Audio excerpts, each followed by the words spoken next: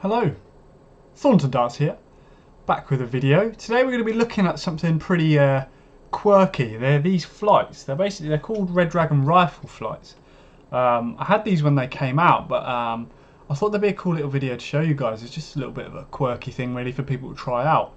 I wanted to show you the difference between them to normal flights and just show you what we think of them really. So if we just have a closer look, they're basically just finned flights, so that they're normal shape. But then as you can see, as you turn around the dart, they've got these fins on there. So what that means is when the airflow comes across, it makes the dart spin. Whether that's good or bad, we're going to find out. I think it's quite good because it's sort of like a frisbee. As it spins, it sort of self-stabilizes itself. I think especially with my wonky throw, with my wrist, that these might help me out a little bit. But we're going to find out, do some slow-mos and just have a look really. So yeah, let's have a look at some slow-mos. Okay, so the first thing we're going to have a look at is the standard setup that I use, which are Phil Taylor Phase 2 darts with intermediate stems, target pro grip, and I've got Harrow's Rapide number 6 flights on. So they're a little bit smaller than standard, so will be slightly different to maybe what you're used to seeing, but we're just going to have a look at the flight of these and compare them to the rifle darts. So as we can see here, release the point and the darts don't really spin a lot, but they sort of wiggle in the air a little bit. And now take note of my horrendous drop of the elbow and release. That'll make Wayne Mardle have kittens. And also, as you notice, when I come back, my wrist twists a little bit. These are things I've noticed through slow-mo videos, so I do recommend recording your throw in slow-mo if possible.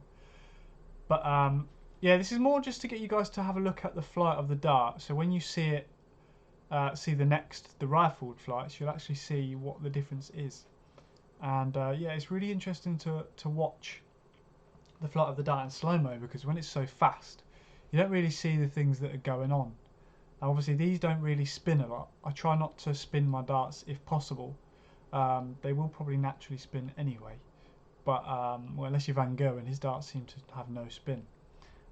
See, that one didn't really have a lot of spin, but yeah, a lot of the Japanese players try to spin them, and maybe we'll see why in the next footage. So let's have a look.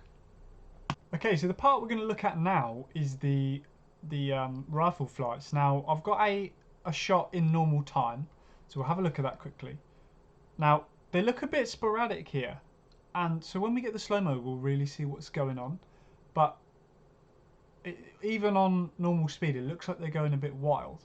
But now we'll skip to the slow-mo part, and what you'll see is as I release, nothing normal, and then all of a sudden it starts to spin, and that was fascinating to me. I don't know why. I thought as soon as it left my hand it would start spinning, but it seems like it takes a little while for it to sort of catch the air. I'm sure there's more scientific terms than that, but it's really cool to see them spin a little bit later. And what I felt like was these darts were actually spinning and correcting them. Obviously they're wonky, and then when they spin, they seem to correct themselves a little bit straight. The way I think of it is like a frisbee. When you throw a frisbee, it spins, and that sort of keeps it level. And I felt like it was slightly the same with these flights, but the problem was when I threw them here, I couldn't really see the bed because the fins were at angles. I couldn't really see through the flight, which was the big disadvantage of these, and probably why they didn't catch on. But yeah, fascinating to see them spin sort of fairly late on, and just really cool to see them sort of correct themselves. It was a nice flight towards the end. But what I'll do now is I'll put up a overview of them side by side, and we can have a look at those.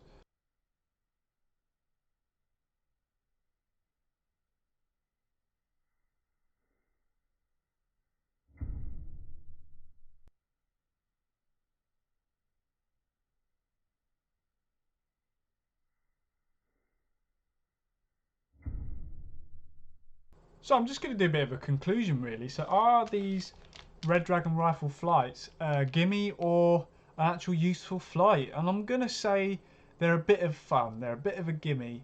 And I'd say they can be useful.